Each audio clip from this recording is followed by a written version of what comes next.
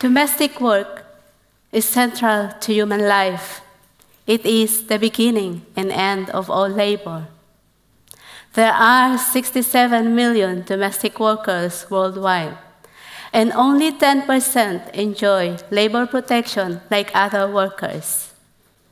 In spite of this high number, it is the sector overlooked and discriminated against by society and law. A survey of 500 migrant domestic workers in London shows that many domestic workers have no day or no days off while earning £300 a week. 77% of them did not have enough food to eat. Around 77% have been physically abused or sexually harassed in their workplace. No decent person should tolerate such abuse and exploitation of an already vulnerable domestic workers. Migrant domestic workers are hidden in private households. Their life and labor rights are defined by their immigration status. In 2012, the government scrapped the overseas domestic workers' right to change employer, right to renew visa, and right to citizenship, making domestic workers worst casualty of the government hostile environment immigration policy.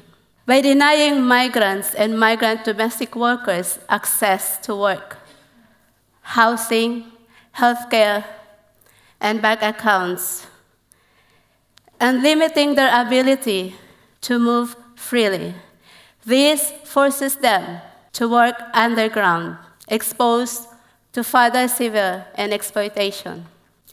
I'm Marissa, a domestic worker, a mother of 3, and a founding member of the Voice of Domestic Workers, a self-help group run by and for migrant domestic workers campaigning for our rights and welfare in the UK.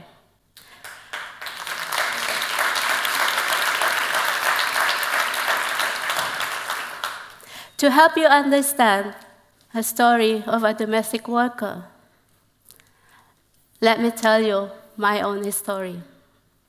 As a mother, I couldn't bear to hear my children cry of hunger. The fear of them dying if they were sick when I couldn't afford medication and hospitalization. I couldn't bear to watch my children sleeping on the floor with just pieces of cloth.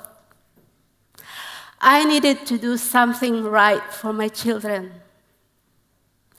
But life was so hard in a poor country like the Philippines that no matter how much I worked hard, there was no enough money that could sustain my children's needs. The scene of street children in Manila frightened me even more. I was determined that my children would never end up in the street. I would do anything for my children. The demand of migrant labor to work in other countries was high, especially as domestic workers. I thought of working abroad. But how could I leave my 3 little children who were just 3, 2, and 1 years old? But I couldn't just wait and watch them die of hunger either. It was the most difficult, painful decision of my life to leave my children in the hope of a decent life and best future they deserve. This is the reality for many domestic workers. I first worked in Singapore in 1994. as a nanny to 2 children and housekeeper to 2 families. I had only signed for 1 contract for 1 family, but I was in a place I know no one, so there was nothing I could do. I would hear the cries of my children all the time. It was so difficult to eat. I needed a glass of water for every bite of bread. But there was something I knew. I had to survive. I decided to work in Hong Kong with much higher salary. But I was forced to work for extended families for free. Although I could talk to my children on the phone once a week during my day off, but I knew this wasn't enough. I was not with them when they were ill. I was not with them to help them with their homework. I wanted so much to be a normal mother, like any other mother who could both work and physically take care of them. I tried again to make family life work in the Philippines. Back in Manila, I set up a stall in front of the house to sell food. Every day at 4 a.m., I went to market to buy food to sell. But this wasn't enough. I would work at night as a bookkeeper. I had no contact with my children, though I could see them physically. And my house would still drip when it rained. I still worried for my children's future. So I decided to go back to my employer in Hong Kong. They were moving to London, so they offered me a work. And so I left again. We arrived and lived in Knightsbridge. While working in London, I realized the cost of living was 3 times higher than in Hong Kong. I was being paid £700 a month. But my employer took half of it for my food and accommodation. They told me that was the law here. I didn't know my rights, so I believed them. I worked for so many abusive employers until I found one good employer with one lovely child, where I worked for over 10 years. This employer has supported me to build the advocacy and campaigning group, The Voice of Domestic Workers, a charity which has been part of my life here in the UK for the last 9 years.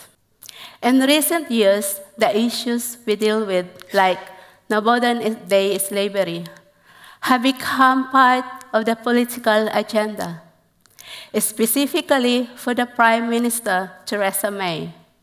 As she has called, this is a human rights issue of our time. But although this government says this is a priority, it seems to me that they have actively created policies that do the exact opposite thing. I see migrant domestic workers tied to a system that facilitate forced labor and trafficking. By denying migrant domestic workers the independent right to renew their visa or to settle. These policies are all part of hostile environment that only increases exclusion, exploitation, and power differences. I see migrant domestic workers suffering in silence, working long hours without rest and pay, victimized and criminalized, and in fear of detention and deportation. It seemed to me that this government does more to facilitate modern-day slavery than to end it.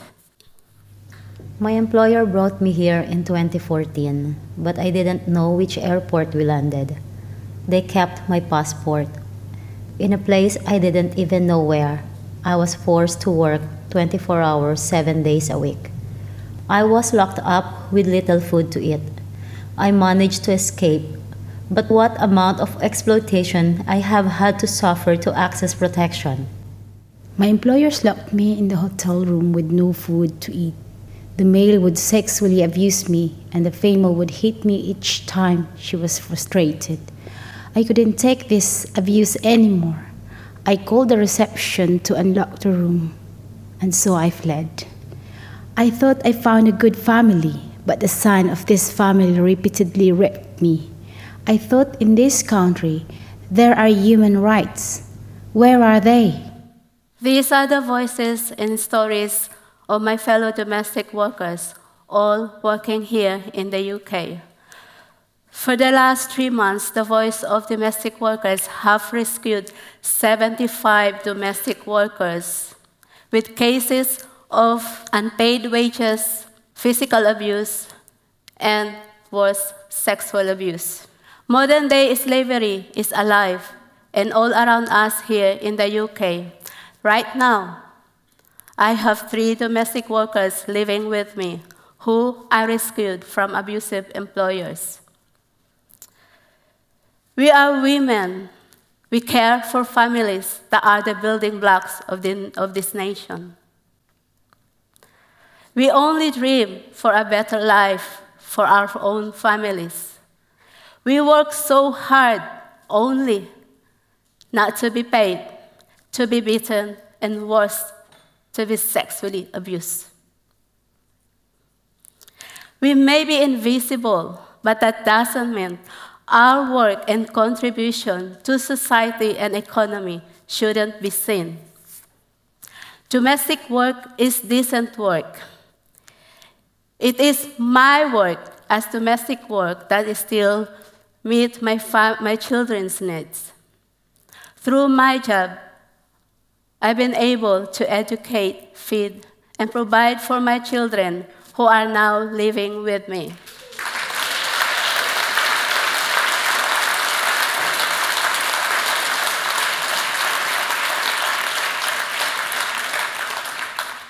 It was 17 awful years separation, but what is important now?